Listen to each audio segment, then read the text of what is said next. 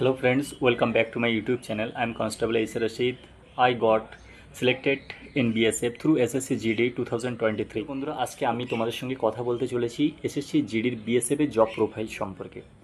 BSF এর duty কেমন, border maintenance exercise কেমন, এর স্যালারি কেমন, BSF এর রোল অ্যান্ড টাস্ক অর্থাৎ রেসপন্সিবিলিটি কী কী ডিটেলসে আমি তোমাদের সঙ্গে কথা বলতে চলেছি। রেস্ট কেমন।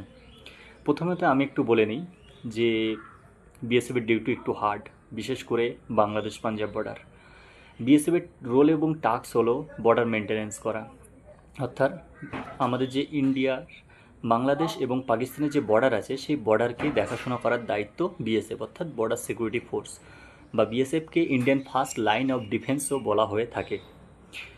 এবং বিএসএফের যে টাস্ক আছে বাংলাদেশ এবং পাকিস্তান বর্ডার, বিশেষ করে যেটা বলা যেতে পারে পাকিস্তান বর্ডার, যেটা খুব সেন্সিটিভ এরিয়া, বিশেষ করে জম্মু কাশ্মীর। তোমরা অনেকেই জানো রিসেন্টলি অপারেশন সিন্দুর হয়ে গিয়েছে, যেখানে কাছাকাছি আমরাও পোস্টিং ছিলাম এবং আমাদের ব্যাটালিয়ান পুরো বর্ডার ওপরেই ডিপ্লয় আছে। তো নিজেদের সম্পর্কে বেশি কিছু বলবো না, কারণ কনফিডেন্সিয়াল।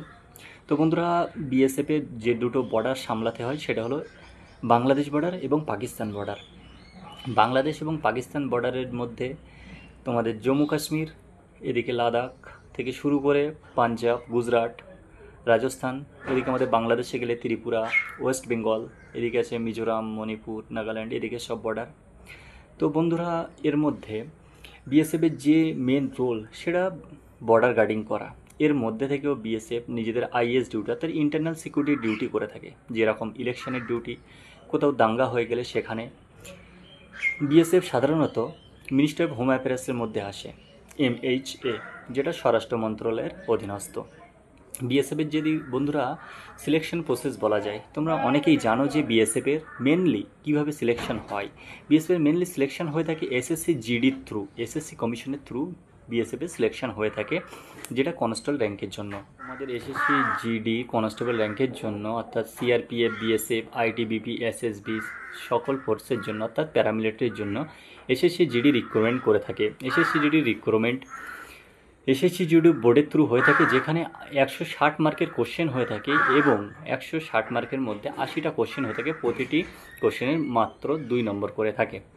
এবারে তোমাদের প্রথমে হয়ে যাবে তোমাদের রিটেন এক্সাম। রিটেন তোমরা যদি ক্লিয়ার করো, রিটেনের পরে ক্লিয়ার করার পরে তোমরা এসে যাবে তোমাদের ফিজিক্যালের জন্য। ফিজিক্যাল হয়ে থাকে 5 কিলোমিটার রানিং, 24 মিনিট সময় থাকে এবং তোমাদের যারা এবং হাইট, ওয়েট, চেস্ট তোমাদের মেজারমেন্ট হয়ে থাকে ফিজিক্যালের মধ্যে। ফিজিক্যাল তোমরা যখন কোয়ালিফাই করে ফেলবে, ফিজিক্যালের পরে তোমাদের চলে আসবে আবার একটা কাট আপ আসবে, সেই কাট আপটা পার করার পরে তোমরা চলে আসবে মেডিকেলের জন্য। মেডিকেল কোয়ালিফাই করলে মেডিকেল ফুল বডি হয়ে থাকে, মেডিকেল পা থেকে মাথা পর্যন্ত সবই চেক করা হয় এবং তোমাদের মেডিকেল ক্লিয়ার করার পরে তোমরা চলে আসবে তোমাদের ফাইনাল মেরিটের অপেক্ষা। এবং ফাইনাল মেরিট প্রকাশিত হওয়ার পর তোমরা কোন ফোর্সে সিলেকশন হয়েছো তোমাদের প্রিফারেন্স অনুযায়ী, ITBP, BSF, SSB, ঠিক আছে, তোমরা যে প্রিফারেন্স দিয়ে রাখবে এবং তোমার নম্বর উপরে ভ্যারিয়েশন করে তোমাদের যে পোস্ট সিলেকশন হবে সেই সিলেকশনে তোমার ফাইনাল মেরিট লিস্ট চলে আসবে।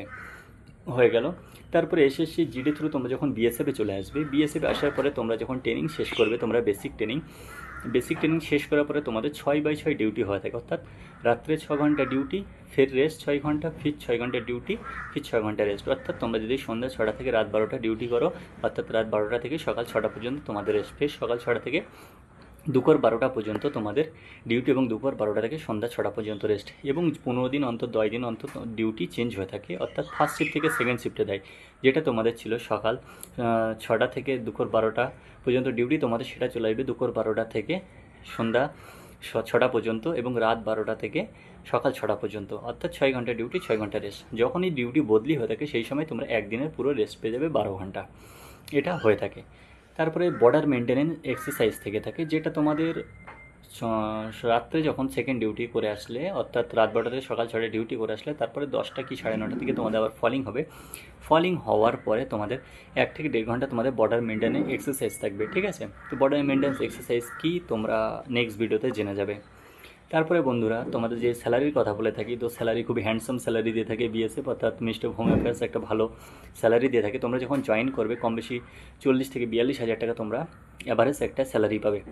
এবং 2026 সালে চলে আসছে পে কমিশন আসার পরে বন্ধুরা, যখন পে কমিশন চলে আসবে তোমাদের স্যালারিটা আরও হাই হয়ে যাবে। এবং তোমরা যখন ট্রেনিং শেষ করে ফেললে তোমরা যদি এরপরে তোমরা যদি জম্মু কাশ্মীরে ডিপ্লয় হয়ে থাকো, জম্মু কাশ্মীরে এখানে রিক্স অ্যালাউন্স পাওয়া যায় 25,000 টাকা, অর্থাৎ এর প্লাস 25,000 তোমাদের এতে ইনক্লুড হয়ে যাবে। আর যদি বাংলাদেশের মতন বর্ডারে হয়ে থাকে, ওয়েস্ট বেঙ্গলের বর্ডারে হয়ে থাকে তোমাদের, সেখানে হয়ে যাবে তোমাদের 7,500 টাকা রিক্স অ্যালাউন্স যুক্ত হয়ে যাবে, এবং হোম রেন্ট অ্যালাউন্স, ঠিক আছে, সব কিছু তোমাদের যুক্ত হবে। এছাড়া আরও অনেক কিছুই তোমাদের এর সঙ্গে যুক্ত হয়ে থাকে। তো তোমরা মোটামুটি হ্যান্ডসাম একটা স্যালারি পেয়ে যাবে, সেটা 60 থেকে 65,000 টাকা, ঠিক আছে, খুবই একটা হ্যান্ডসাম স্যালারি দিয়ে থাকে। এর জন্য কোয়ালিফিকেশান তোমরা অবশ্যই জানো যে 10 পাশে এরা রিক্রুটমেন্ট হয়ে থাকে। এবং প্রিয় বন্ধুরা, এই সম্পর্কে তোমরা আরও যদি কোনো জিনিস জানতে চাও তোমরা অবশ্যই কমেন্ট করো, আমি তোমাদের কমেন্টে অবশ্যই রিপ্লাই দেবো। এবং কিছু বাদ চলে গেলে এবং তোমরা জানতে ইন্টারেস্টেড হলে তোমরা অবশ্যই আমাকে কমেন্ট করো, আমি তোমাকে রিপ্লাই দেওয়ার পুরো চেষ্টা করবো এবং নতুন ভিডিও বানানোর চেষ্টা করবো। ভিডিওটি ভালো লাগলে তোমরা অবশ্যই আমার সঙ্গে জুড়ে থেকো।